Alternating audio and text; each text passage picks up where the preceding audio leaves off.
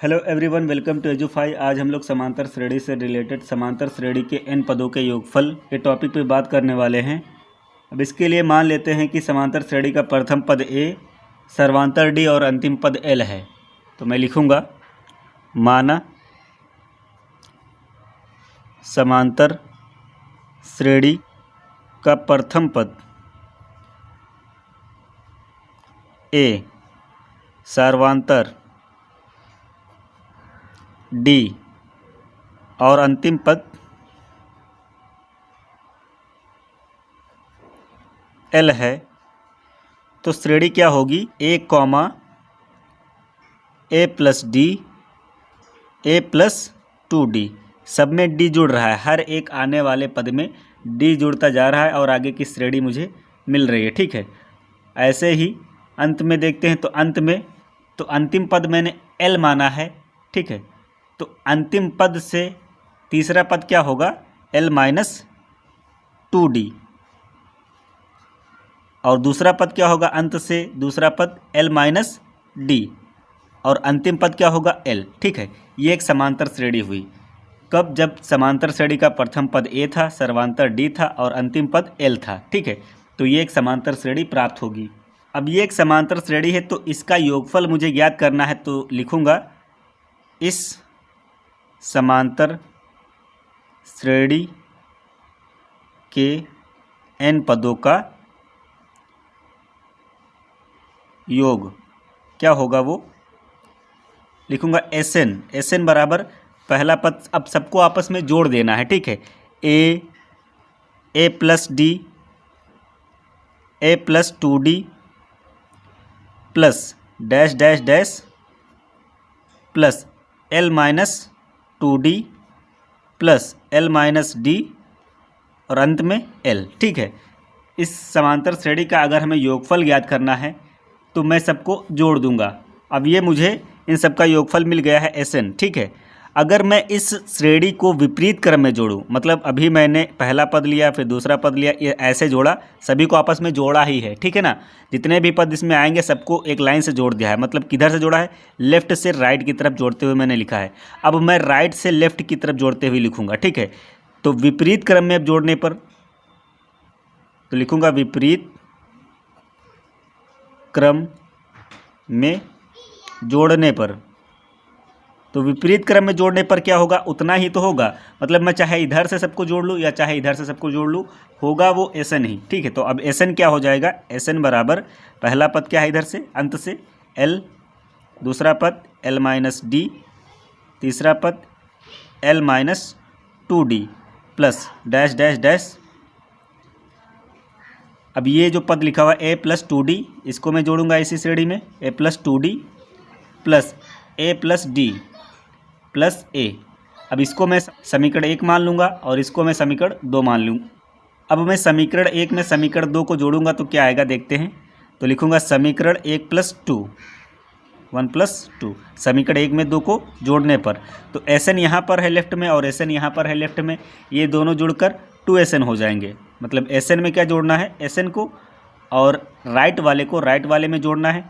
तो a में l जोड़ेंगे, a plus l, a plus D में l माइनस डी जोड़ेंगे।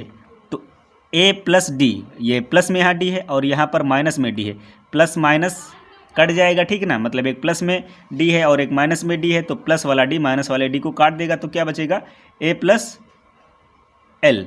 ठीक है, यहाँ पर a प्लस 2d है और यहाँ पर l माइनस 2d है। तो यहाँ पर प्लस में 2d है और यहाँ पर माइनस में 2d है, तो ये माइनस वाला 2d प्लस वाले 2d को काट देगा, बचेगा क्या? a plus l plus dash dash dash. अब यहाँ पर देखते हैं तो यहाँ पर l माइनस 2d है और यहाँ पर a प्लस 2d है, तो प्लस 2d माइनस 2d को काट दे तो क्या आएगा? a plus l, a plus l। ठीक है, यहाँ पर l माइनस डी है और यहाँ पर a प्लस डी है, d यहाँ प्लस का है और यहाँ पर d माइनस का है, तो एक दूसरे को काट देंगे, क्या बचेगा? a प्लस l और यहाँ पर भी a प्लस l, ये a में l जोड़ा गया है, a प्लस l। तो यहाँ पर सभी पद जो है a प्लस एल में आ रहे हैं, a plus L, a plus L, a plus L, सब में a प्लस एल है। अब इसमें पद कितने हैं वो मैं मान लेता हूँ कि n पद हैं, यहाँ पर डैश डैश लगा है ना, तो मैं मान लेता हूँ n पद हैं। अब ये वैसा ही है सेम, ठीक है ना, जैसे कि मेरे पास 5 जो है 5 बार हो, 5 बार हो, 5 + 5 + 5 + 5 + 5, तो ये 5 बार है, ठीक है। तो मैं इसको जोड़ूंगा 5 5 10, 5 या 15, 5 को 20, 5 5 25, ठीक है, 25 आएगा। लेकिन मैं इसको अगर ऐसे जोड़ दूं कि यहाँ पर मैं बस इनकी गिनतियाँ गिन लूँ, 1 2 3 4 5 है, 5 बार, 5 × 5 = 25, मतलब 5 को 5 से डायरेक्ट गुणा कर देंगे और आ जाएगा 25। तो ये एक तरीका हुआ। अब जोड़ने पर ये एक एवरेज में नंबर थे। अब अगर नंबरों की संख्या बहुत ज़्यादा होगी तो वहाँ पर एक जैसे ही सब नंबर होंगे तो जोड़ने में दिक्कत होगी, सबको बार बार एक दूसरे से जोड़ेंगे। तो हम क्या करेंगे कि संख्याएं गिन लेते हैं कि कितनी बार ये संख्याएं रिपीट हो रही हैं और उनका उतने बार गुणा कर देते हैं, ठीक है। तो यहाँ पर भी वैसा ही किया जाएगा। ये a+l n बार आ रहा है, ठीक है। तो n मतलब वो नंबरों की संख्या हो गई और नंबर क्या है a+l, तो n को मतलब नंबरों की संख्या को नंबर से गुणा कर देंगे।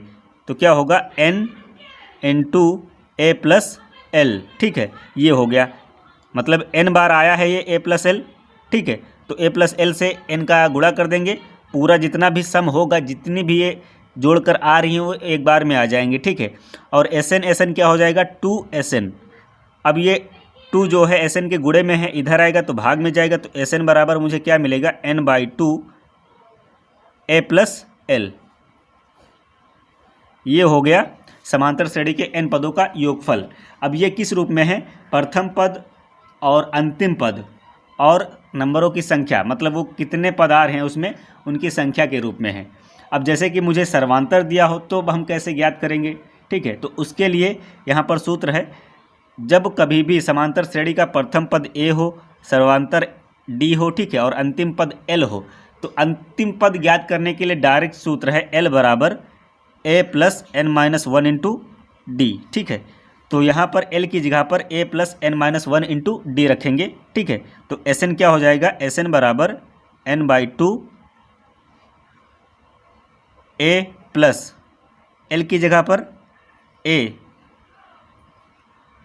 +n-1 × d, ठीक है ना।